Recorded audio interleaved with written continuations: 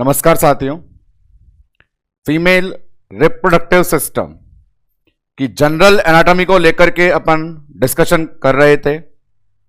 गौर किया था previous lecture में कि ऑब्स्टेटिकल कंडीशन को खत्म करके गायनिक की तरफ जब अपन प्रोसीड करेंगे तो सबसे पहले general anatomy regarding FRS female reproductive system के बारे में इंफॉर्मेशन लेंगे।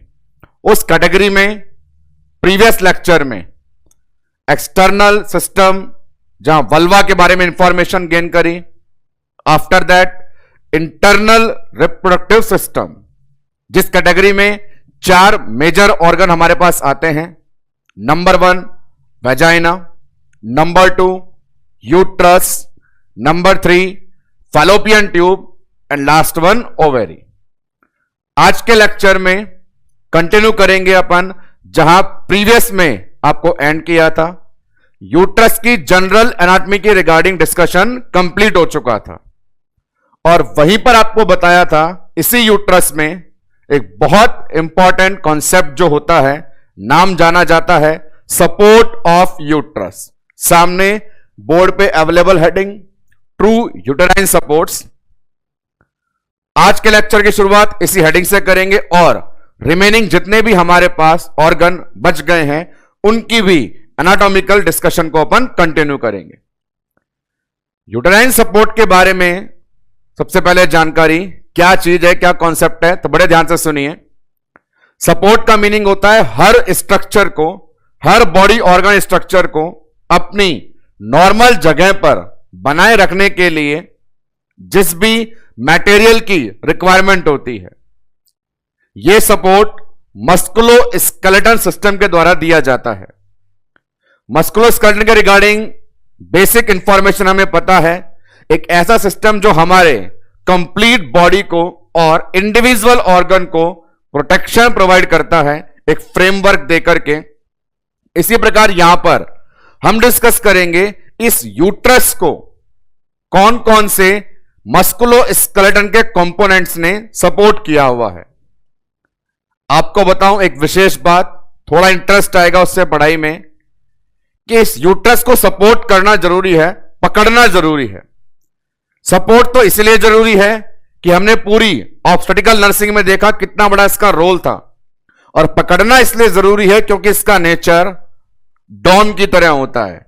जी हां, वही डॉन जो पुराने समय में अमिताभ बच्चन होते थे और वर्तमान समय के अंदर शाहरुख खान होते हैं। और उसका एक सुपरहिट डायलॉग कि डॉन को पकड़ने के लिए 11 मुल्कों की पुलिस लगी है, तो यहां पर भी टोटल यूटेराइन सपोर्ट जो आपको बताए जाएंगे उनकी मैथमेटिकल कैलकुलेशन नंबर है 11।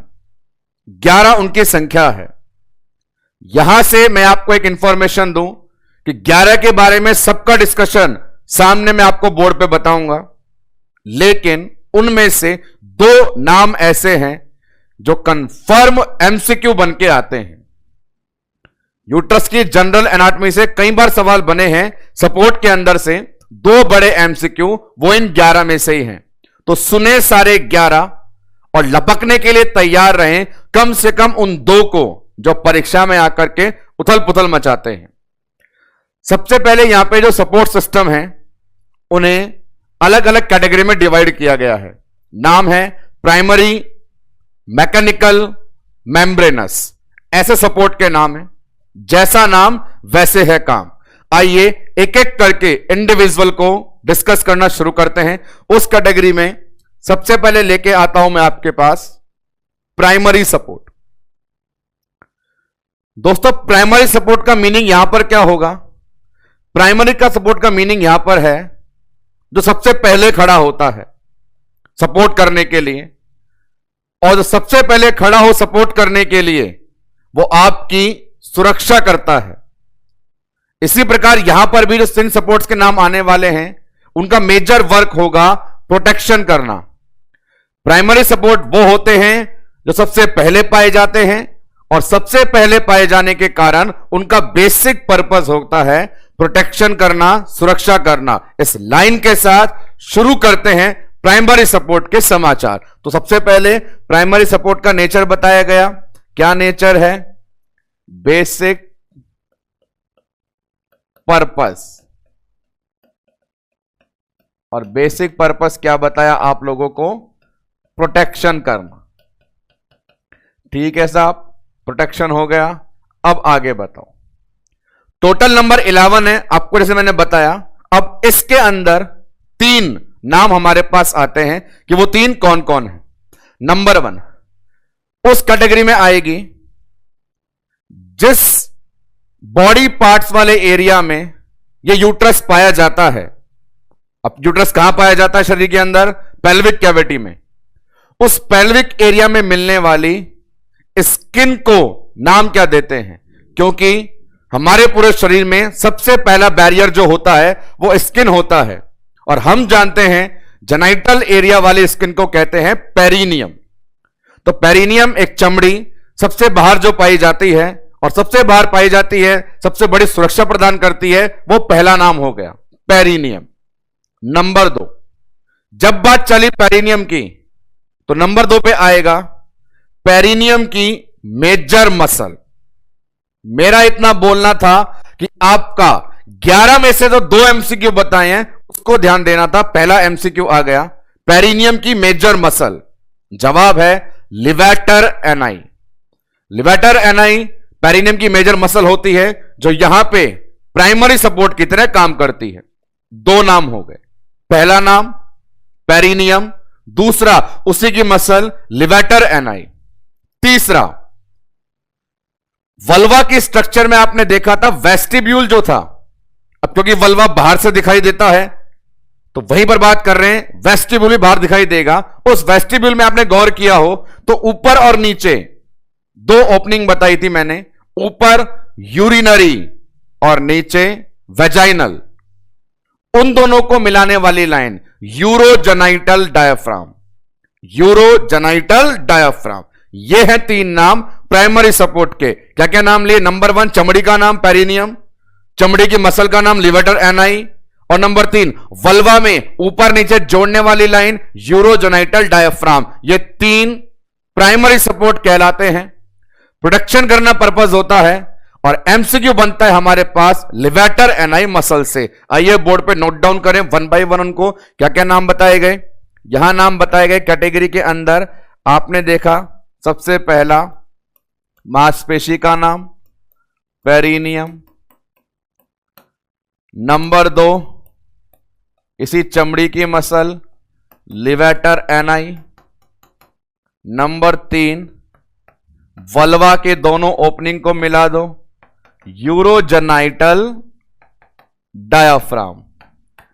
पूरे 11 मुल्क हैं डॉन को पकड़ने के लिए, 2 को लपकना है आपको। उस कैटेगरी में जो एमसीक्यू वाला था वो ये मेजर मसल ऑफ पेरिनियम कौन है? लिवेटर एनाई। ये तीनों प्राइमरी सपोर्ट है, बेसिक पर्पस प्रोटेक्शन का है इनका। ये जो लिवेटर एनाई है, इस मसल्स की 3 ब्रांचें होती हैं। अब क्योंकि यहां से सवाल है तो थोड़ी जानकारी इसके बारे में और ले ली जाए तो शायद प्रॉब्लम नहीं होनी चाहिए। इस लिवेटर एनाई की 3 ब्रांचें होती हैं, और 3 ब्रांचें बड़ा सरल है याद करना। कैसे? तो पेल्विस की इनोमिनेट बोन के नाम बताएं। Ilium, ischium, pubis. Ilium, ischium, pubis, और इन तीनों को कॉक्सिक्स से जोड़ दीजिए। Ilio coccyx, ischio coccyx, pubo coccyx. ये 3 ब्रांचें कहलाती है लिवेटर एनाई मसल की। तो ये भी हमारे पास इंफॉर्मेशन होनी चाहिए कि लिवेटर एनाई 3 ब्रांचें बनाता है। Number 1 इलियो coccyx, number 2 ischio coccyx, और तीसरा प्यूबो कॉक्सिक्स। तो 11 में से 3 सपोर्ट सामने बोर्ड पे अवेलेबल हैं। गिनती करेंगे तो पूरी 11 पहुंच जाएगी। बार बार याद दिलाता रहूं कि सवाल 2 बनाने हैं। पहला सवाल बोर्ड पे बन चुका है कि पेरिनियम की मेजर मसल का नाम क्या है। जवाब में लिवेटर एनाई है। यह प्राइमरी सबसे पहले बाहर पाए जाने वाले, सुरक्षा देने वाले। आगे बढ़ते हैं। प्राइमरी सपोर्ट के बाद जिस सपोर्ट का नाम है सामने बोर्ड पे अवेलेबल, मैकेनिकल सपोर्ट। मैकेनिकल जो शब्द है उसका मतलब सुने। जिस प्रकार प्राइमरी सबसे पहले खड़ा होकर सुरक्षा दे रहा था।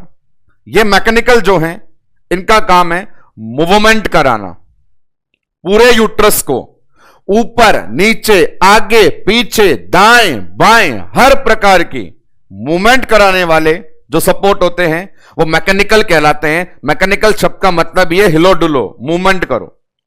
उस कैटेगरी में यहां पर 5 नाम आने वाले हैं। 3 पहले आ चुके हैं, 5 अब आने वाले हैं। कौन कौन से हैं तो देखिए, तो डिसाइड कर लो पहले मूवमेंट कहां कहां करानी है। ऊपर करानी है, नीचे करानी है, आगे करानी है, पीछे करानी है, दाएं बाएं करानी है, कहां करानी है। उस कैटेगरी में 5 नाम आएंगे। सबसे पहले बोलेंगे कि यूट्रस नॉर्मली किस प्रकार मूवमेंट करता है। तो हमने सीखा है एनाटॉमी में कि यह यूट्रस जो पेल्विस में पाया जाता है, यह यूट्रस जो पेल्विस में पाया जाता है वो हमेशा आगे की तरफ झुका होता है, प्यूबिस की तरफ। आगे की तरफ घूमना और झुकना कहलाता है एंटीवर्जन एंटी फ्लेक्शन। तो पहले वो सपोर्ट जो ये चीज मेंटेन करते हैं, ऐसा सपोर्ट जो यूट्रस को एंटीवर्जन एंटी फ्लेक्शन नेचर प्रोवाइड करें, उसकी नॉर्मल पोजीशन में रखे, वो कहलाते हैं दिशा देने वाले सपोर्ट। और दिशा देने वाले को बोलते हैं यूटेराइन एक्सिस। नाम सामने बोर्ड पे। मैकेनिकल सपोर्ट, पहली बात तो ये डिसाइड कर लें कि ये क्या प्रोवाइड करवाते हैं, तो अपने पास नाम आ जाएगा मैकेनिकल शब्द के बेस पे ये प्रोवाइड करवाएंगे मूवमेंट। उस मूवमेंट की कैटेगरी में 1 बाय 1 नाम लिखने गए। सबसे पहला नाम अपने को क्या मिला, दिशा देने वाले, और दिशा देने वालों को बोलेंगे यूटेराइन एक्सिस।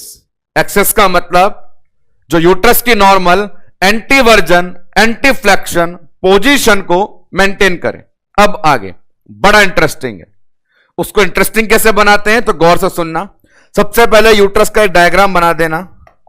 उस यूट्रस के अंदर ये देखो, ये यूटेराइन कैविटी। यूटेराइन कैविटी में जो लोअर वाला सेगमेंट होता है, जो लोअर एरिया होता है, वो सर्विक्स वाला, और ऊपर मेन बॉडी होती है। अब इस स्ट्रक्चर को पेल्विक ब्रिम के हिसाब से एंटीरियर पोस्टीरियर जवाब देने हैं। जैसे मैं कहूं आपको, जो अपने पास ये वाला एरिया है, ये एंटीरियर है या पोस्टीरियर, या मैं कहूं ये वाला जो एरिया है वो एंटीरियर है या पोस्टीरियर। तो ध्यान दीजिएगा दोस्तों, जब भी ओबीजी में पोजीशन के बारे में है पूछा जाता तो उसका जवाब हमेशा ब्रिम के आधार पे है दिया जाता। ब्रिम में हमने सीखा है जो ऊपर की तरफ होता है वो सैक्रम की तरफ होता है, वो पोस्टीरियर कहलाता है। जो नीचे की तरफ होता है, प्यूबिस की तरफ होता है, एंटीरियर कहलाता है। नाम लिख करके इनको वजन दे दूं थोड़ा सा, तो आप वजन दे सकते हैं। ऊपर कौन है भैया, ऊपर सैक्रम होता है, नीचे प्यूबिस होती है। प्यूबिस को आगे बोलते हैं, सैक्रम को पीछे लिखते हैं। अब इस बेस पे देखो नाम आएंगे। मैकेनिकल सपोर्ट 5 होते हैं, एक नाम बोर्ड पे, अगले 2 नाम एंटीरियर पोस्टीरियर। तो पीछे की तरफ चलें तो पीछे वाला जो है वो किस किस के बीच, यूट्रस की मेन बॉडी और सैक्रम के बीच, पीछे की तरफ। यहां पे जो सपोर्ट मिलेगा वो यूट्रस को पीछे खींचेगा। नाम है uterosacral. Uterosacral position posterior. Next one, यहां जो सपोर्ट होगा वो यूट्रस को आगे की तरफ खींचेगा। नाम होगा प्यूबो सर्वाइकल। प्यूबो सर्वाइकल, प्यूबिस से प्यूबो, स्ट्रक्चर से सर्वाइकल, ऊपर सैक्रम से सैक्रो, स्ट्रक्चर से यूट्रल। तो यूट्रोसैक्रल प्यूबो सर्वाइकल। प्यूबो सर्वाइकल कहां पे होता है तो प्यूबिस दिखते जवाब देना एंटीरियरली। यूट्रोसैक्रल कहां होता है, सैक्रम देते ही जवाब देना पोस्टीरियरली। 2 हो गए, नाम सामने बोर्ड पे अवेलेबल। क्या नाम बताए आपको, ये लीजिए। नंबर 2 पीछे वाला, पीछे वाला यूट्रोसैक्रल, ब्रैकेट में क्या लिखोगे, पोस्टीरियर। नंबर 3 प्यूबो सर्वाइकल, प्यूबिस को देख करके क्या लिखोगे? एंटीरियर। चलिए ये भी हो गया। अब आगे ऊपर की तरफ मूवमेंट हो गई, नीचे की तरफ मूवमेंट हो गई। अब बात करते हैं बड़ी इंपॉर्टेंट, आर पार दाएं बाएं। आर पार दाएं बाएं बड़ा इंपॉर्टेंट नाम उसका आने वाला है। आर पार दाएं बाएं को सामने बोर्ड पे मैं दिखा रहा हूं, ऐसा सपोर्ट जो इसको दाएं बाएं मूवमेंट करवाए। अब हम जानते हैं पोजीशन वाइज, ऊपर वाला एरिया पोस्टीरियर, नीचे वाला एरिया एंटीरियर, तो बीच वाला कौन सा? ट्रांसवर्स। क्या नाम आएगा? ट्रांसवर्स। तो तीसरा अपने चौथा अपने पास जो नाम आ रहा है वो ट्रांसवर्स। और अब फुल एंड फाइनल अटेंशन सामने। 11 सपोर्ट होते हैं, 11 मुल्क होते हैं, एक स्ट्रक्चर होती है, एक गुंडा होता है, 2 नाम रटने हैं। एक रट लिया है जिसका नाम लिवेटर एनआई था, दूसरा ये रहा। ये ट्रांसवर्स वाला, ये आर पार वाला है जोरदार कहलाता, क्योंकि परीक्षा में सवाल है लाता। और क्योंकि ये सबसे इंपॉर्टेंट है, सबसे इंपॉर्टेंट को बोलेंगे अपन कार्डिनल। कार्डिनल शब्द ऐसा नहीं है कि पहली बार ओबीजी में आ रहा है। मैकेनिज्म ऑफ लेबर में हर मूवमेंट इंपॉर्टेंट होती थी, हमने नाम वहां भी कार्डिनल दिया था। तो ये ट्रांसवर्स वाला सबसे इंपॉर्टेंट है, इसका नाम है कार्डिनल लिगामेंट, ट्रांसवर्स लिगामेंट। तो ये बड़ा इंपॉर्टेंट हो गया। और ये इसलिए और इंपॉर्टेंट हो गया क्योंकि हमारा ये दूसरा एमसीक्यू है सपोर्ट से बनने वाला। मजे की बात यह है कि जब ये इतना इंपॉर्टेंट था, इतना कार्डिनल था, इतना एमसीक्यू बताने वाला था, तो एक बार फिर साइंटिस्ट अपनी छाप छोड़ के जाएंगे। वो साइंटिस्ट जिसने इसको डायग्नोस किया, उसके नाम पे भी नाम है इसका, mark and road. Mark and road scientist के नाम से भी जाना जाता है। और फिर और इंपॉर्टेंट बनाए तो बताते हैं इसकी शेप होती है फैन, पंखे की तरह इसके पंख निकलते हैं। तो बहुत इंपॉर्टेंट इंफॉर्मेशन ट्रांसवर्स को लेके आइए लिखे, क्योंकि इंपॉर्टेंट है। तो लाली को ले आते हैं, लाल से लिखते हैं। नंबर 4 नाम क्या था? ट्रांसवर्स। अब ट्रांसवर्स को क्या बोला? इंपॉर्टेंट। इंपॉर्टेंट के बेस पे क्या नाम दिया? कार्डिनल। और फिर बताने वाले साइंटिस्ट का नाम, साइंटिस्ट के नाम के आधार पे क्या देंगे? Mark and roads. और इतनी सारी बातें बताई तो इसीलिए बताई क्योंकि भैया ये आपके लिए सपोर्ट से बनने वाला दूसरा एमसीक्यू लेकर के आई। तो बड़ा इंपॉर्टेंट हमारे पास सपोर्ट है, एक लिगामेंट फॉर्म में अवेलेबल है। नाम ट्रांसवर्स दीजिए, कार्डिनल दीजिए या मार्क एंड रोड्स दीजिए। मैकेनिकल सपोर्ट मूवमेंट कराने वाले 4 हो गए। पहला जो दिशा बनाए एक्सिस, दूसरा जो ऊपर खींचे पीछे की तरफ यूट्रोसैक्रल, तीसरा जो नीचे खींचे आगे की तरफ प्यूबोसर्वाइकल, आर पार सबसे इंपॉर्टेंट मार्क एंड रोड्स या कार्डिनल। लास्ट वन ऊपर खींचा नीचे खींचा सब जगह खींचा खींचा आर पार खींचा। अब एक आएगा जो कहलाएगा गोल गोल। बोर्ड पे मास्टर का मार्कर कैसा चला? गोल गोल। तो बनने वाले 5वें सपोर्ट और लिगामेंट का नाम गोल गोल, और इस गोलू का नाम क्या है? Round ligament. क्या हो गया? Round ligament. तो अपने पास सामने की तरफ लास्ट वन मेंशन कर देते हैं, number 5 round ligament. We are discussing the support system of uterus. The second category name as mechanical support. The basic function is movement achieved by 5 major supporting system to maintain the direction uterine axis, posterior movement uterosacral, anterior movement pubocervical, transverse movement cardinal or mark and rod ligament, and the round ligament provide peripheral movement। ये अपने पास second one. Last आते हैं, 8 हो गए हैं। 3 primary protection वाले, 5 mechanical movement वाले, और लास्ट वन 3 बड़ा सिंपल नाम उन्हें दे दिया मेम्ब्रेनस। शब्द पे जाए मेम्ब्रेन पे, तो मेम्ब्रेन एक झिल्ली की तरह है, परत की तरह। परत बिल्कुल सही सुना। अब ये ऐसी परत है जो काम करती है कवर करने का। मेम्ब्रेन एक चद्दर और परत की तरह होती है। जिस प्रकार हम भी बिस्तर पर ओढ़ने के लिए चद्दर का यूज करते हैं, उसी प्रकार कुछ मेम्ब्रेन होगी जो यूट्रस के ऑर्गन्स को ढकने का काम करेगी। टोटल 11 होते हैं, 8 हो चुके हैं, डेफिनेटली 3 ही नाम बचे हैं। उन 3 में बड़े ध्यान से सुने, 2 तो बड़े सरल हैं, बहुत सिंपल हैं। कैसे?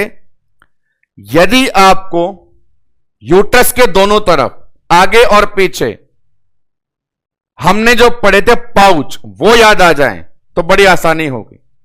यूट्रस आगे की तरफ ब्लैडर के साथ बनाता है वेसिको यूटेराइन पाउच, पीछे की तरफ रेक्टम के साथ बनाता है रेक्टो यूटेराइन पाउच।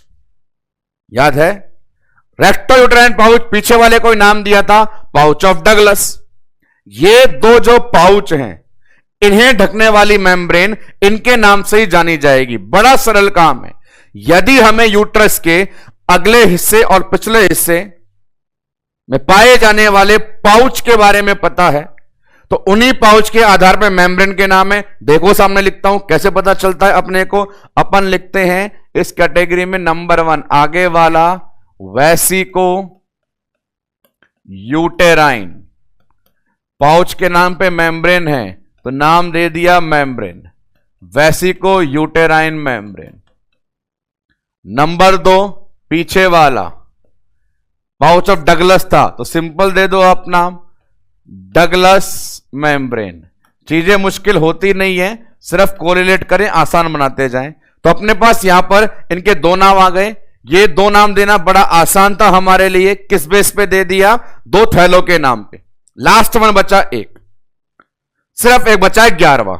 10 नाम आ चुके हैं। पेरिनियम आया, लिवेटर एनाई आया, यूरोजेनाइटल डायफ्राम आया, यूटेराइन एक्सिस आया, प्यूबो सर्वाइकल आया, यूट्रोसेक्टल आया, ट्रांसवर्स आया, राउंड आया, vesico uterine, recto, pouch of Douglas आया, सब आ गए। लास्ट वन ऐसा है कि हां मेरे बोलते काम खत्म हो जाएगा, तो ऐसा बोलो कि सब जने ध्यान से सुने।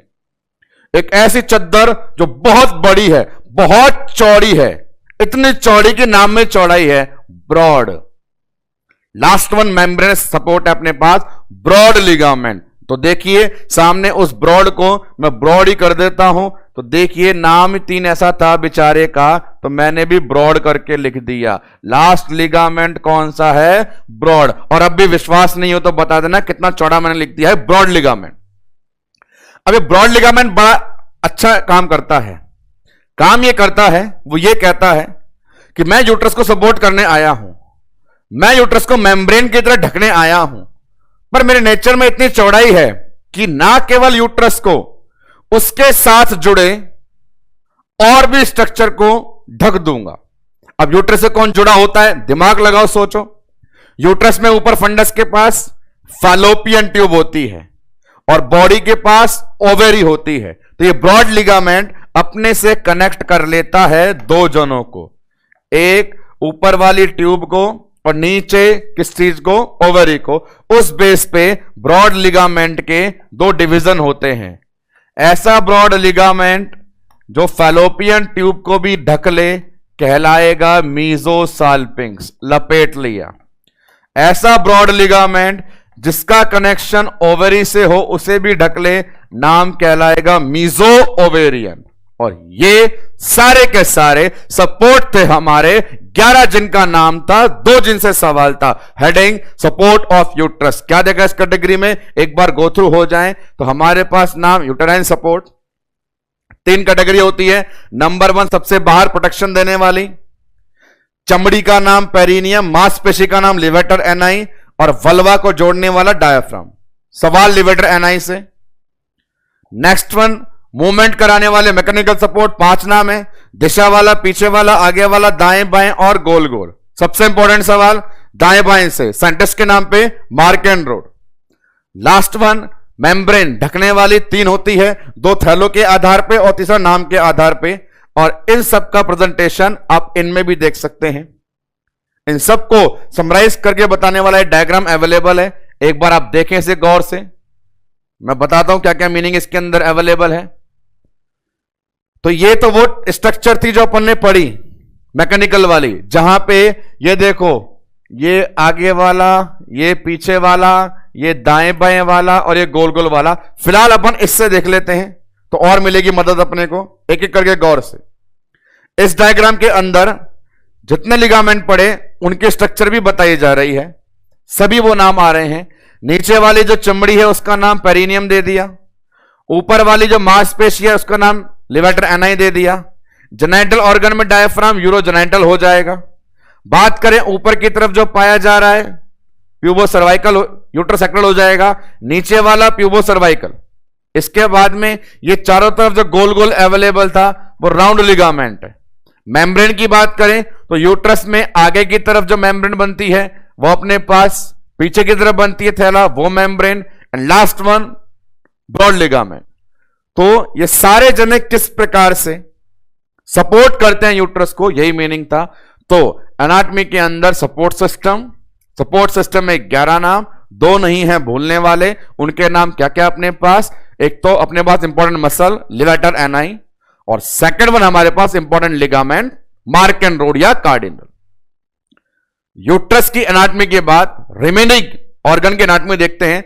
उस कैटेगरी में अगला नाम जिसका आएगा वो है फैलोपियन ट्यूब। फैलोपियन ट्यूब से पहला सवाल जो एमसीक्यू बनते हैं उसी पर टेंशन। फैलोपियन ट्यूब से पहला सवाल जो बनता है वो ये बनता है, इसका दूसरा नाम क्या है? आइए सामने बोर्ड पर देखें कि फैलोपियन ट्यूब से पहला सवाल है कि दूसरा नाम क्या है। सामने बोर्ड पे लिखा है, वही क्वेश्चन है, तो ये ले लीजिए। नाम क्या है? ओविडक्ट।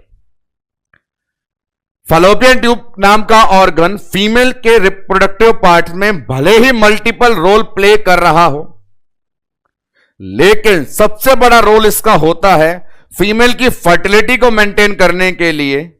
हमने पढ़ा है जब अपने पास सेकेंडरी oocyte रिलीज हो ग्राफियन फॉलिकल से, तो उसे कैच करके अपने पास लिया है, ओवम ट्रांसपोर्ट करे, जायगोट बनाए, उसे कैविटी में भेजे। यह इसका मेन काम होता है। इसलिए पहला सवाल है फैलोपियन ट्यूब का दूसरा नाम क्या है? जवाब ओविडक्ट। अब आगे यहां बात करेंगे सबसे पहले फैलोपियन ट्यूब के पार्ट्स कितने होते हैं। हालांकि यह चीज आपको एक्टोपिक प्रेगनेंसी जब पढ़ाई थी तो बहुत अच्छे से समझाई थी कि 4 नाम कौन कौन से होते हैं, अंदर से बाहर, बाहर से अंदर अरेंजमेंट कैसे होता है, narrow to wide, wide to narrow क्या होता है, सब चीजें अवेलेबल है। आइए उन्हें एक बार गो थ्रू कर ले। नंबर 1, दूसरा सवाल। पहला सवाल आ गया कि नाम क्या है दूसरा।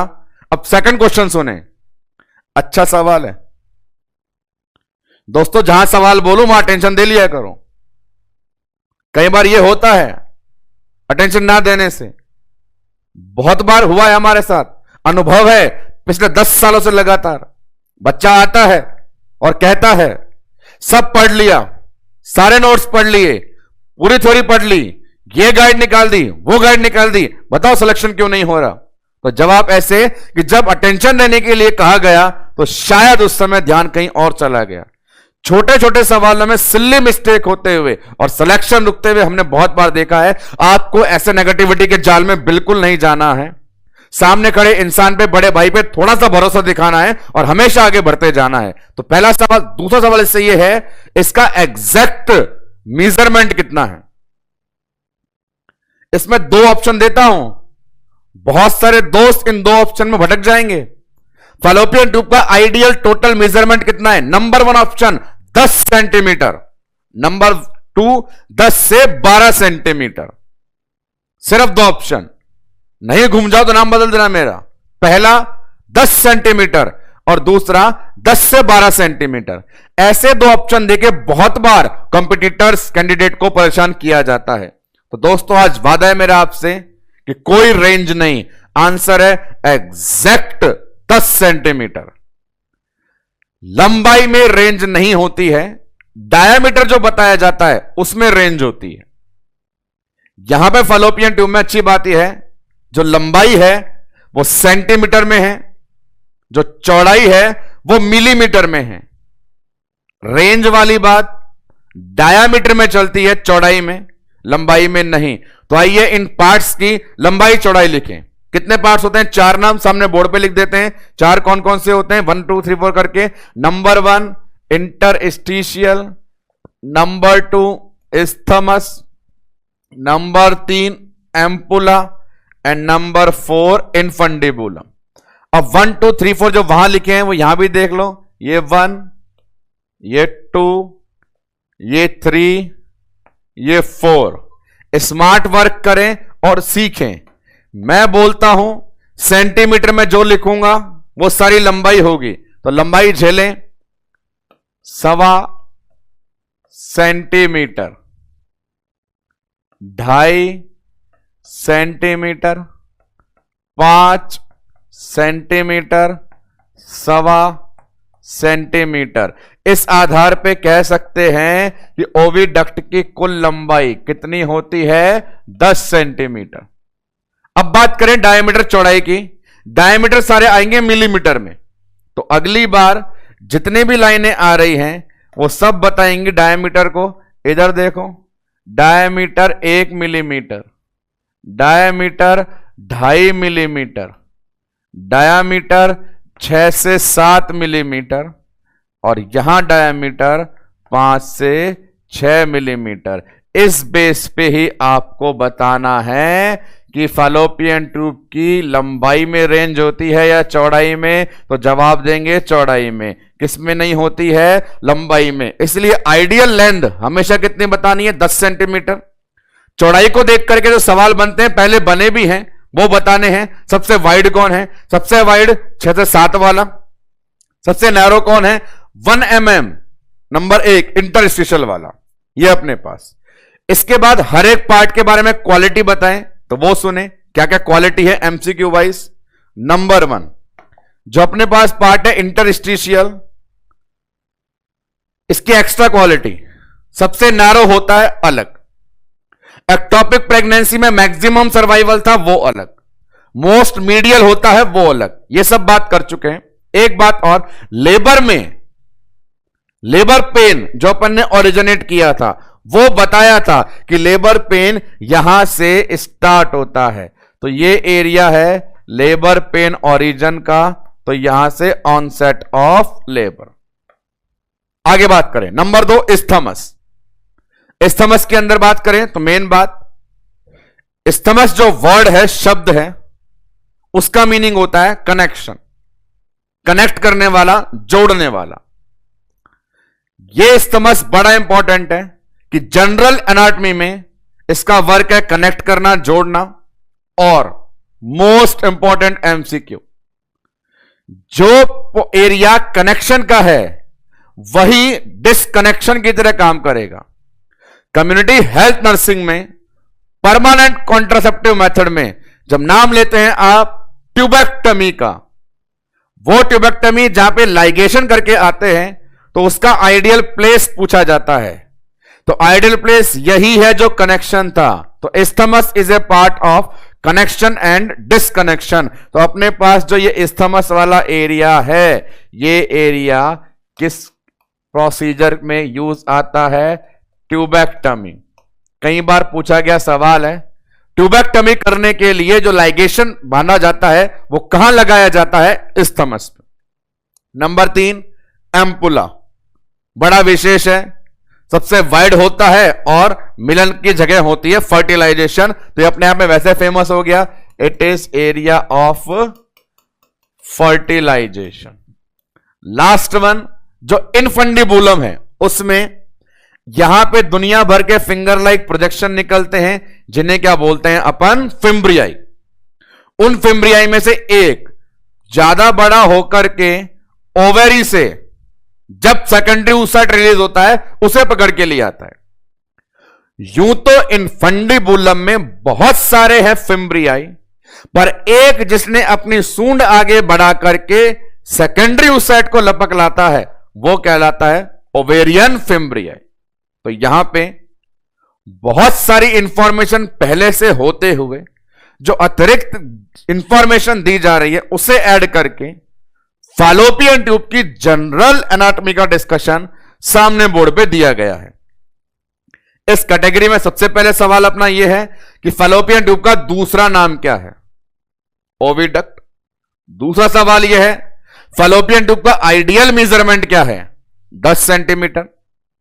उसके बाद कई सारे सवाल के जवाब जो हमें पता है कि इनका order medial to lateral, lateral to medial क्या है, सबसे नैरो सबसे वाइड कौन है। वादा किया हमने लंबाई सेंटीमीटर में, डायमीटर मिलीमीटर में। उसके बाद हर पार्ट में कोई विशेष है तो वह जवाब दें। कई विशेषता इंटरस्टिशियल में सबसे नैरो है, एक्टोपिक में मैक्सिमम सर्वाइवल है और लेबर पेन का ओरिजिन है। स्तंभस जुड़ाव का केंद्र है और तुड़ाव का केंद्र भी है ट्यूबेक्टमी के लिए। एम्पुला सबसे वाइड है और फर्टिलाइजेशन। इन्फेंटिबुलम अंगुलीनुमा उभार फिम्ब्रियाई, एक जो लपक कहलाई वो ओवेरियन फिम्ब्रियाई कहलाई। अब इसके अंदर बात करें तो हर इंटरनल ऑर्गन की तरह इस ऑर्गन में भी मिलेंगी आपको लेयर्स। वेजाइना में भी 3 लेयर थी, फाइब्रस, मस्कुलर, म्यूकोसा। म्यूकोसा ने धमाल मचाया था ग्लाइकोजन खाके। यूट्रस में भी 3 लेयर थी, पेरीमेट्रियम, मायोमेट्रियम, एंडोमेट्रियम। और आज यहां फालोपियन ट्यूब में भी 3 लेयर है। बड़े सिंपल नाम, बाहर वाली हमेशा पेरिटोनियल फाइब्रस, बीच वाली हमेशा मस्कुलर और अंदर वाली म्यूकोसा। और हमेशा अंदर वाली धमाल मचाती है। पहले 3 नाम लिख देता हूं बोर्ड पे 1 बाय 1। लेयर्स में नंबर 1 बाहर वाली पेरिटोनियम से कांटेक्ट होती है, फाइब्रस लेयर, तो बोल दिया पेरिटोनियल, कोई इंपॉर्टेंट नहीं। नंबर 2 बीच वाली हमेशा मस्कुलर होती है, मूवमेंट करेगी। और नंबर 3 अपने पास कहलाएगी म्यूकोसा। और अपन जानते हैं हर बार की तरह धमाके कौन मचाता है, म्यूकोसा लेयर।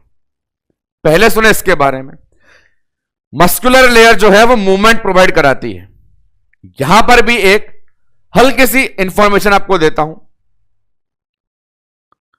फलोपियन ट्यूब की जो मस्कुलर लेयर है, मसल्स जो मूवमेंट कराती है, उस मूवमेंट को बोलते हैं पेरिस्टाल्सिस।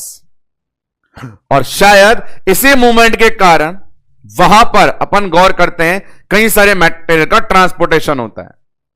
अब यहां पर जीआईटी प्रेमियों यह कसम खाने की जरूरत नहीं है कि पेरिस्टाल्सिस का नाम केवल जीआईटी में आना चाहिए, कि जब होल जीआईटी ट्रैक्ट में फूड मटेरियल का ट्रांसपोर्ट किया जाता है तो वो मूवमेंट पेरिस्टाल्सिस कहलाती है। सही है, पर यहां पर भी फलोपियन ट्यूब में जो मस्कुलर मूवमेंट है वो भी क्या कहलाती है, पेरिस्टाल्सिस। तो ऐसा नहीं है कि पेरिस्टाल्सिस का मतलब यह है कि सिर्फ जीआईटी में ही चलती है, वो यहां पर भी अवेलेबल है। बात करेंगे म्यूकोसा की। बड़ी विशेष सूचना, फलोपियन ट्यूब की म्यूकोसा जो होती है उसमें 2 प्रकार की कोशिका होती हैं। एम्ब्रियोलॉजी में इंफॉर्मेशन दी थी, आज फिर देते हैं। एक का नाम सीलिएटेड, एक का नाम नॉन सीलिएटेड। यहां पे म्यूकोसा लेयर के अंदर मिलने वाली 2 प्रकार की सेल के नाम बताऊं। एक का नाम सीलिएटेड और एक का नाम नॉन सीलिएटेड। जो सीलिएटेड है, इसके बाद सीलिया है, उसे बोलेंगे भगाने वाली, वो भगाती है। फर्टिलाइज के बाद जो जायगोट बन जाता है उसे भगा भगा के यूट्रस में सही जगह भेज देती है।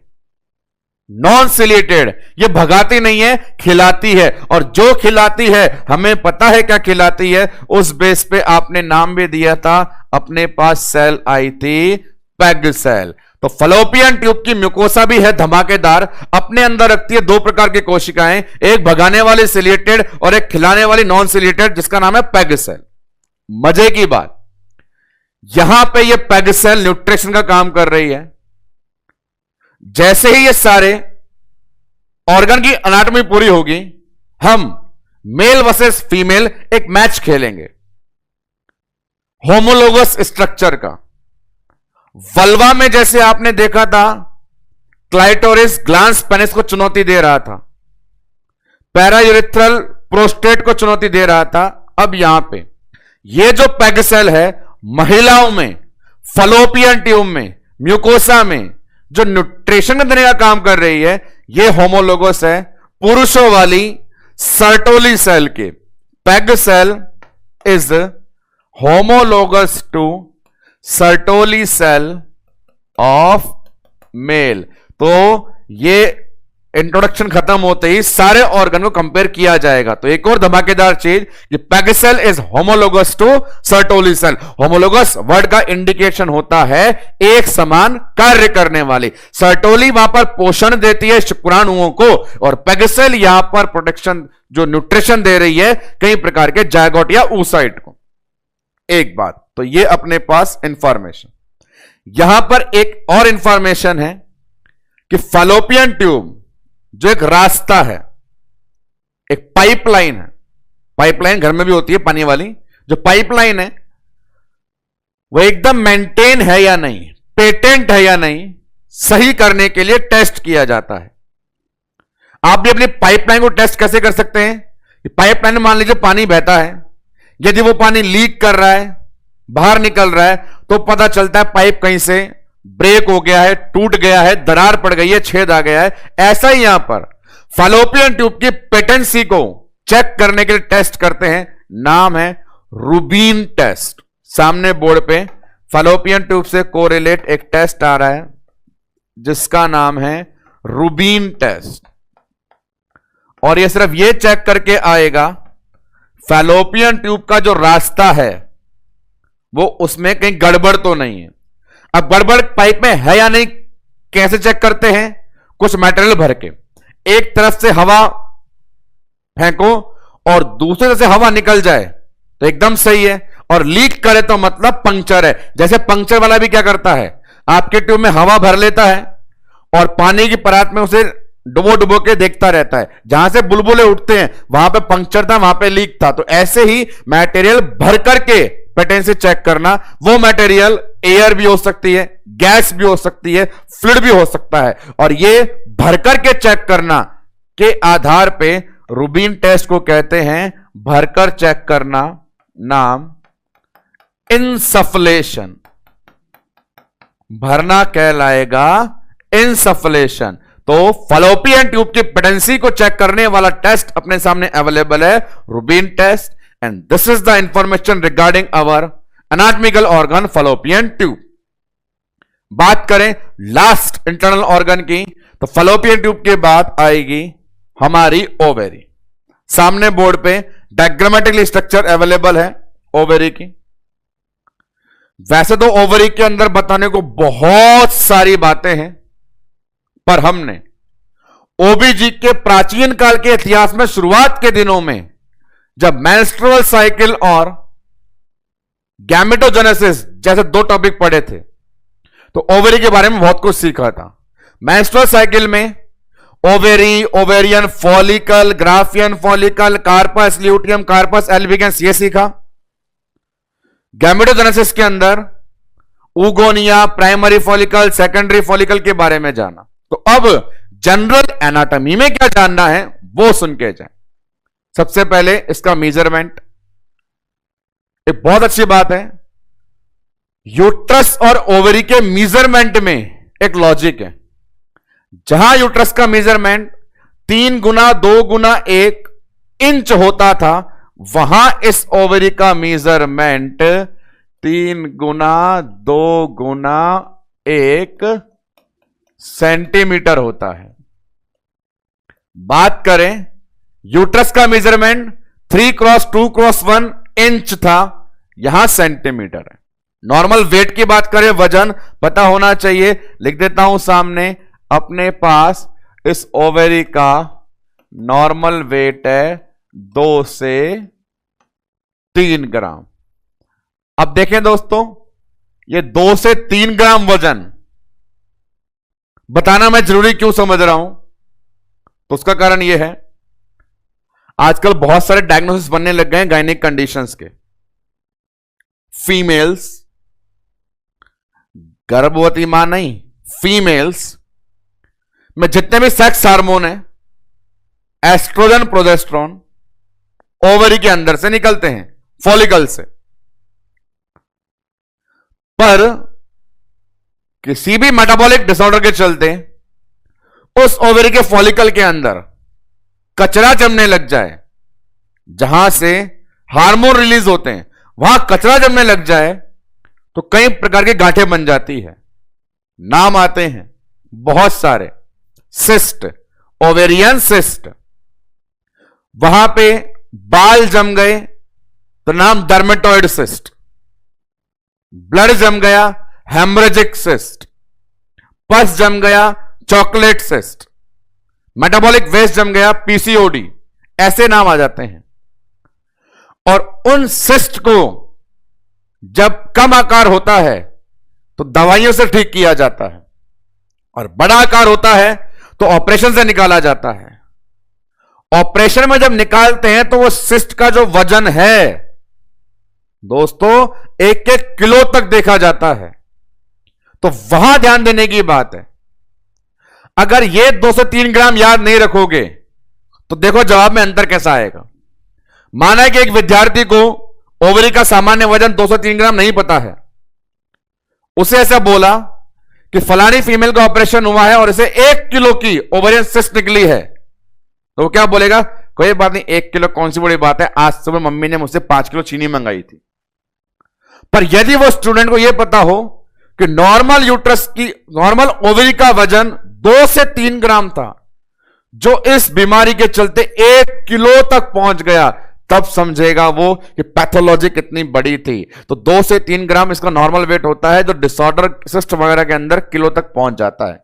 जनरल सी बात करता हूं डायरेक्टली आकर के मैं अपनी ईमानदारी की ओवरी के सिर्फ एनाटॉमी की। इसकी एनाटॉमी में 4 नाम आते हैं, सामने बोर्ड पे नंबरिंग का सिग्नल दिया है, मैं उन्हें 1 बाय 1 लिख देता हूं। पहला नाम आता है जर्मिनल एपिथेलियम, डायग्राम मैंने हाथ से बना रखा है, उसमें देख सकते हैं।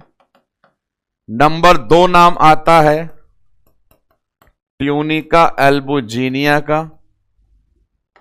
नंबर 3 अपने पास होता है एरिया कॉर्टेक्स का, और नंबर 4 अपने पास एरिया होता है मेड्यूला का।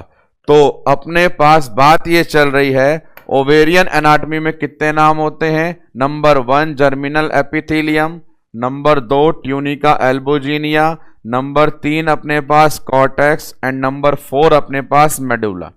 इन सब के बारे में आइडिया दिया जाए तो देखें, सबसे बाहर पेरिफेरल में रेड मार्कर से सर्किल बनाया है वो जर्मिनल एपिथेलियम है, जहां जर्मिनल एपिथेलियम का जनरल सा मीनिंग होता है प्रोड्यूस करने वाली, प्रोडक्शन सेंटर। एक बेसिक पेरिफेरल एपिथेलियम है। नंबर 2 बाहर की स्किनी लेयर के बाद अंदर बहुत सारा, यहां ग्रीन मार्कर है पर रियली में व्हाइट कनेक्टिव टिश्यू, व्हाइट में करता तो शायद दिखता ही नहीं इसलिए ग्रीन करा है, बहुत सारा व्हाइट कनेक्टिव टिश्यू भरा होता है एपिथेलियम के ऊपर, ये चारों तरफ। ये व्हाइट कनेक्टिव टिश्यू नंबर 2 जिसे बोला है कहलाता है ट्यूनिका एल्बुजिनिया। नेक्स्ट वन आगे की तरफ, अब इसमें 2 नाम है कॉर्टेक्स और मेडुला। ओवेरी में दुनिया भर के ये ब्लू मार्कर के अलग अलग अलग अलग जो सर्कल दिखाई दे रहे हैं ये कहलाते हैं ओवेरियन फॉलिकल। कसम आपको पहले लेक्चर के जहां छोटे बड़े गोले मैंने आपको सिखाए थे, ये सारे फॉलिकल कहलाते हैं ओवेरियन फॉलिकल, अलग अलग आकार के। और फॉलिकल वाला ये इलाका नंबर 3 कहलाता है कॉर्टेक्स। सबसे बाहर बेसिक परत जर्मिनल एपिथेलियम, उसके अंदर कनेक्टिव टिश्यू ट्यूनिका एल्बुजिनिया, दुनिया भर के फॉलिकल को रखने वाली स्ट्रक्चर कॉर्टेक्स, एंड लास्ट में ये नंबर 4 एरिया ऑफ सप्लाई। हर प्रकार की supply, blood supply, nerve supply. Blood supply क्या क्या लाई, arterial supply, venous supply, lymphatic supply. Nerve supply क्या क्या लाई, सिंपैथेटिक और पैरासिंपैथेटिक, हर प्रकार की सप्लाई से भरा। और वैसे भी हर ऑर्गन में सबसे मजेदार इलाका होता है जहां सप्लाई होती है, क्योंकि वो सबसे मेन ऑर्गन है, वो कहलाता है अपने पास में मेडुला। तो ये 4 नाम हो गए। अब विशेष बात, इस नंबर 4 में मजे वाले इलाके में, बाहर तो परत है छोड़ो, उसके अंदर टिश्यू है छोड़ो, उसके अंदर गोले गोले हैं वो भी छोड़ो, मजे कहां आएंगे वहां चलो। मजे वहां आएंगे जहां दुनिया भर की सप्लाई है। उस मजेदार इलाके में एक बहुत ही स्पेसिफिक सेल पाई जाती है जो एकदम मजे में रहती है, जिसका नाम है हाइलस सेल। हमारे मेडुला वाले इलाके में, सप्लाई वाले एरिया में, सेंटर में मिलने वाली हाईली स्पेसिफिक सेल का नाम है हाइलस सेल। और यह हाइलस सेल काफी ज्यादा हार्मोन सेंसिटिव होती है। उसका लॉजिक भी समझिए, हार्मोन जो होते हैं वो ब्लड में पाए जाते हैं, और पूरी ओवरी के अंदर ब्लड वाला एरिया कौन सा है? मेडुला वाला। और उसके कांटेक्ट में मिलने वाली सेल कौन सी है? हाइलस सेल। और ये हाइलस सेल एक बार फिर होमोलोगस बन जाएगी पुरुषों में मिलने वाली लेडिज सेल के। इस सेल में नाम तो लेडीज का हो रहा है, पर मिलती ये जेंट्स के अंदर है। लेडिज सेल मिलती है मेल में, जिसके होमोलोगस ओवरी के मेडुला में मिल रही है आपको hilus cell. So this is the total information regarding anatomy of ovary, last internal organ. इसे पूरा करने के बाद बात करेंगे एक और स्पेसिफिक ऑर्गन की, जिसे कहा जाता है असेसरी सेक्स ऑर्गन। और असेसरी सेक्स ऑर्गन में अपन जानते हैं नाम आता है ब्रेस्ट या मेमोरी ग्लैंड का, जिसका प्रेजेंटेशन आप सामने बोर्ड पर देखेंगे, बोर्ड पे available. Accessory sex organ, memory gland या ब्रेस्ट। जिस प्रकार सामने प्रेजेंटेशन है वैसे स्टडी करते रहे। नंबर 1 थिंग कि कंप्लीट मेमोरी ग्लैंड को 3 एरिया में डिवाइड किया जाता है। नाम उनके हैं अपने पास स्ट्रोमा, पैरेन्काइमा, स्किन। नाम के आधार पे जो बाहर चमड़ी पर दिखाई दे वो स्किन है, जिसका काम मिल्क प्रोडक्शन से हो वो पैरेन्काइमा है, ग्रंथियों वाला हिस्सा। और जो अंदर टिश्यू की तरह काम करता है वो स्ट्रोमा। कनेक्टिव टिश्यू वाला स्ट्रोमा, मिल्क और ग्रंथियों वाला पैरेन्काइमा, और बाहर दिखाई देने वाला स्किन। आइए नॉमेनक्लेचर करते हैं 1 बाय 1 इन सबका। नंबर 1 इसमें बताना शुरू करें। ये जो स्ट्रोमा है कनेक्टिव टिश्यू का, यहां देखो पीछे की तरफ ये जो एरिया दिखाई दे रहा है, ये अपने पास एक बहुत मेजर मसल्स है। दिस मसल्स का नाम है पेक्टोरैलिस मेजर। मेमोरी ग्लैंड में कनेक्टिव टिश्यू वाला एरिया जो स्ट्रोमा है, उस स्ट्रोमा में ओरिजिन कर रहे हैं सबसे पहले अपन कहां से? पेक्टोरैलिस मेजर मसल से। और फिर ये बीच में पूरा कनेक्टिव टिश्यू भरा पड़ा है। इस कनेक्ट टिश्यू में ऐसे ऐसे लाइन खींच के मैंने बहुत सारे डिवीजन कर दिए, और ये बहुत सारे डिवीजन कहलाते हैं लोब। और इनकी कैलकुलेशन करी जाए तो इन लोब्स की संख्या होती है हमारे पास 15 से 20। स्ट्रोमा वाले इलाके में कनेक्टिव टिश्यू को बहुत सारे लोब में बांटा गया। लोब की संख्या है 15 से 20। बांटने वाला कौन है? बांटने के लिए ये जो ब्लू मार्कर मैंने लिख रखा है, ये ब्लू मार्कर बांटने वाला जो है कहलाता है कूपर लिगामेंट। बड़ा ही स्पेसिफिक है। मेमोरी ग्लैंड में स्ट्रोमा के कनेक्टिव टिश्यू को 15 से 20 लोब में बांटने वाला लिगामेंट कौन है? Cooper ligament. आगे बढ़े, बात करें पैरेन्काइमा की। यह वो इलाका है जो ग्रंथियों वाला है, मिल्क प्रोडक्शन से इसका पूरा संबंध है। क्या देखेंगे उसके अंदर? नंबर 1, हर एक लोब में, हर एक इंडिविजुअल लोब में इतनी सारी मिलती है एल्वियोलाई। संख्या है एक लोब में 15 से 20। ये जो आपको मिल रही लोब की संख्या 15 से 20, और हर एक लोब में इतनी सारी हमें मिलती है एल्वियोलाई। अब बात आगे, एल्वियोलाई से मटेरियल आगे जाता है इस रेड लाइन के द्वारा। इस रेड लाइन को बोलते हैं अपन मेमोरी डक्ट।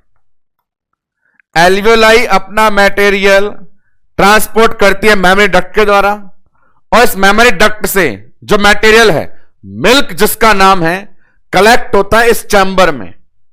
इस चैम्बर का नाम है लैक्टिनिफेरस साइनस। चैम्बर का नाम है लैक्टिनिफेरस साइनस, और चैम्बर के आधार पे ही इस डक्ट का नाम भी है लैक्टियल डक्ट। तो ये सारा सिस्टम जो मिल्क वाला है एरिया कहलाता है पैरेन्काइमा। पैरेन्काइमा में हर एक लोब से 15 से 20 एल्वेलाई मटेरियल आती है। मटेरियल मैमरी डक्ट से आगे चैम्बर में जाता है। चैम्बर का नाम लैक्टिनिफेरस साइनस है। चैम्बर से आगे मटेरियल लैक्टियल डक्ट से जाता है। फर्दर बाहर एक्सटीरियर में देखे स्किन, तो उसमें दो नाम है। स्किन में सेंटर में मिलने वाला कहलाता है अपने पास में निप्पल। निप्पल वही सेंसिटिव टिश्यू जिससे सकिंग रिफ्लेक्स आता है और मिल्क प्रोडक्शन होता है। और इस निप्पल के चारों ओर मिलने वाली डार्क स्किन एरियोला। इसी एरियोला में अपन ने प्रेगनेंसी में सेकेंडरी एरियोला भी देखा था, निप्पल और एरियोला। बात करें निप्पल सेंटर है, एरियोला पूरा सर्किल है। जैसे गणित में रेखा गणित में अपन त्रिज्या नाम लेते थे, वो वाली बात कर रहे हैं कि निप्पल से एरियोला कितनी दूरी पे है। तो ये रेड लाइन बताइए कितनी दूरी पे है। वो मेजरमेंट है 2.5 सेंटीमीटर का। ये जो कंप्लीट एरियोला है इसकी चमड़ी पे छोटे छोटे ट्यूबरकल मिलते हैं, सेबेसियस ग्रंथि के दाने। यही बड़े होकर के मॉन्टेगोमेरी बना रहे थे। तो ये सारे ट्यूबरकल जो हैं सेबेसियस ग्लैंड के, इनकी संख्या होती है 5 से 15। And this is the anatomy of our accessory sex organ breast और मैमरी ग्लैंड। जहां पे अपन पढ़ेंगे 3 डिवीजन होते हैं, कनेक्टिव टिश्यू वाला स्ट्रोमा, ग्रंथियों वाला पैरेन्काइमा, बाहर वाला चमड़ी। पैरेन्काइमा का स्ट्रोमा का ओरिजिन होता है पेक्टोरलिस मजर से। सारा कनेक्टिव टिश्यू बटा होता है 15 से 20 लोब में। बांटने वाले का नाम होता है कूपर लिगामेंट। बात करें आगे पैरेन्काइमा की, हर लोब में होती है 15 से 20 एल्वेओलाई। मटेरियल ट्रांसपोर्ट करती है मेमोरी डक्ट से। मटेरियल जाता है चैम्बर में लैक्टिनिफेरस साइनस में और लैक्टियल डक्ट में। बाहर आ जाए सेंटर में निप्पल, चारों तरफ एरियोला। निप्पल से एरियोला की दूरी 2.5 सेंटीमीटर। जो एरियोला है उसमें दाने होते हैं सेबेसियस ग्रंथि के 5 से 15। Complete information. जनरल बात करी जाए जो पहले भी कई बार करी है कि ब्रेस्ट किसका मॉडिफिकेशन है, तो वो जवाब आपको याद करवाया गया था, breast is the modification of sweat gland. एक बात, एनाटॉमिकल लोकेशन कहां से कहां तक, तो बात करते हैं 2nd to 6th जो अपने पास रिप्स हैं, वो इसकी लोकेशन होती है कि एक आइडियल ब्रेस्ट की लोकेशन पाई जाती है 2nd रिब से last one 6th rib. Exact कभी कभार पूछ लें निप्पल की लोकेशन, तो वो लोकेशन अपने पास होती है निप्पल 4th इंटरकोस्टल स्पेस पे। कि निप्पल की लोकेशन बताते हैं अपन 4th ICS पे। ये इसके बारे में लास्ट इंफॉर्मेशन। तो ये सारे के सारे 2 लेक्चर में हमारे फीमेल रिप्रोडक्टिव सिस्टम के एनाटॉमिकल पार्ट्स में आने वाले ऑर्गन थे। लास्ट वन एक टर्म है, देखिए, जिसमें अपन ने नाम लिखा हुआ है होमोलोगस। मेल वर्सेस फीमेल करेंगे, जितने पढ़े हैं उनको लिखेंगे। पहले बात करते हैं सिंपल से। मेल में टेस्टिस, फीमेल में ओवेरी। टेस्टिस से स्पर्म, ओवरी से ओवम। 2 छोटी बात ऐसी करेंगे, बहुत सारी बात। तो देखो मैन को लिखते हैं ब्लू से, तो पुरुष में लिखा अपन ने टेस्टिस, और टेस्टिस से अपन ने बनाया स्पर्म। फीमेल को लिखे रेड से, तो टेस्टिस का मुकाबला करने कौन आई, ओवेरी, और स्पर्म का मुकाबला कौन करने आ गया, ओवम। एक चैम्बर तो ये बन गया। अब बड़े आगे जैसा पड़ा है, वल्वा में जाएं। वल्वा से इंफॉर्मेशन लेकर के आए। Clitoris homologous to glans penis, और पैरायूरिथ्रल किसके होमोलोगस, प्रोस्टेट के। ये 2 होमोलोगस फिर आ गए जो हमने पढ़े, फिर ले आते हैं। तो लियाओ पुरुष को नीले से, ये आ गया। मेल में किसको लेकर के आप आए, ग्लांस पेनिस को, ग्लांस पेनिस। और इसके अलावा मेल से बनाया आपने प्रोस्टेट। बात करें फीमेल की, तो ग्लांस पेनिस की तुलना किससे करवा दी फीमेल्स में, क्लाइटोरिस से, और प्रोस्टेट की किससे कराई थी अपन ने? पैरायूरिथ्रल से। तो ये अपने पास दो होमोलोगस कैटेगरी और आ गई, सारी अपन ने पढ़ ली है, बस आज समरी उसकी करने बैठ गए हैं। चलिए आगे बढ़े, बात करें दो सेल की जो आज के लेक्चर में आई है। एक आई पेग सेल और दूसरी हाइलस सेल फीमेल में। मेल में कंपेयर किया पेग को सर्टोली से, हाइलस को लेडिक्स से। तो शुरू कर दें पहले मेल के अंदर। तो मेल में ब्लू से अपन ने लिख दिया, एक पुरुष के पास सर्टोली है और दूसरी पुरुष के पास लेडिक्स सेल है, और इन दोनों को कंपेयर करवाया फीमेल से। तो सर्टोली से पंगा लेने कौन आई थी? पेग सेल, और लेडिक्स से पंगा लेने कौन आया था? हाइलस सेल। तो ये अपने पास एक और होमोलोगस क्राइटेरिया। तो ये सारे के सारे बता रहे हैं कैसे होमोलोगस चलता है। लास्ट वन एडिशनल इंफॉर्मेशन दूं मैं आपको, तो वो होती है लेबिया मेजोरा माइनोरा वेस्टिब्यूल की। लेबिया मेजोरा, उसके अंदर माइनोरा, उसके अंदर वेस्टिब्यूल की। मेल में कंपेयर कैसे होता है? सबसे बाहर मेजोरा, सबसे बाहर स्क्रॉटम, उसके अंदर माइनोरा, बात चलती है मेम्ब्रेनस यूरेथ्रा, उसके अंदर वेस्टिब्यूल, बात चलती है स्पंजी यूरेथ्रा। तो लास्ट करते हैं कैटेगरी को।